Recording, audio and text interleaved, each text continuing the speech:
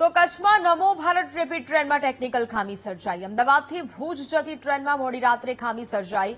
Technical ખામીને કારણે 3 કલાક આ ટ્રેન ઊભી રહી હતી। કુકમા સ્ટેશને 3 કલાક સુધી મુસાફરો રજડ્યા। મોડી રાત્રે મુસાફરોને મુશ્કેલી વેઠવાનો વારો આવ્યો હતો કે જ્યાં ટેકનિકલ ખામી સર્જાવાને કારણે ટ્રેન ઊભી રાખવાની ફરજ પડી હતી।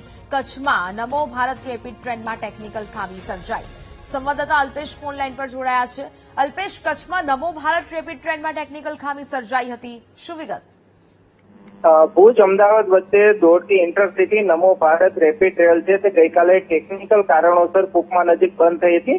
અમદાવાદથી જ્યારે ભુજ આવી રહી હતી તે સમયે કુકમા સ્ટેશન પર તેમાં ખામી સર્જાઈ અને તેના કારણે 3 કલાક સુધી મુસાફરો તે રજળ્યા હતા અને ત્યારબાદ નવું એન્જિન મંગાવવામાં આવ્યું અને ત્યારબાદ ટ્રેનને ભુજ પહોંચાડવામાં આવી હતી। પરંતુ જે રીતે આ ટ્રેનની અંદર ખામી સર્જાઈ તેના કારણે કંઈક ને કંઈક જે મુસાફરો હતા તેમને હાલાકીનો સામનો કરવો પડ્યો હતો। બિલકુલ, અલ્પેશ, જાણકારી બદલ આભાર।